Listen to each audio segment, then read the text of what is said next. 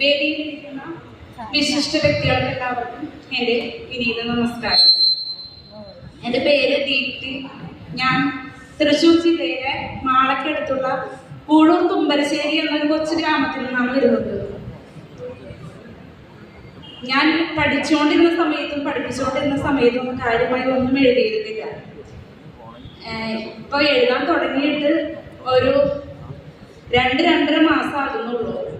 August 14-ാം തീയതി തുടങ്ങിയാണ് ഹിമ ദിനവരി എന്ന ഗ്രൂപ്പില് കവിത എഴുതി തുടങ്ങിയത്. അതിക്ക് മുമ്പൊക്കെ 7-8 എഴുതിയിട്ടുണ്ടായിരുന്നെങ്കിലും അതൊക്കെ ആരെയും കാണാതെ ഡയറിയിൽ പൂഴ്ത്തി വെച്ചിരിക്കുകയാണ്. പിന്നെ ആരെങ്കിലും നിർബന്ധിച്ച് ചോദിച്ചാൽ മാത്രം എടുത്ത് കാണിക്കുകയുള്ളൂ. അത്രയ്ക്ക് മടിയായിരുന്നു. മറ്റുള്ളവരുടെ എല്ലാ കലകളും ആസ്വദിക്കുക എന്നുള്ളതാണ് എൻ്റെ പ്രധാന ഹോബി. ഡാൻസ് ചെയ്യുന്നവര് ഡാൻസ് കണ്ട് ആസ്വദിക്കുക, പാട്ട് പാടുന്നവരുടെ പാട്ട് കേട്ട് ആസ്വദിക്കുക, അങ്ങനെ ആസ്വദിക്കാനുള്ള ഒരു കമ്പത്തിലൊക്കെ.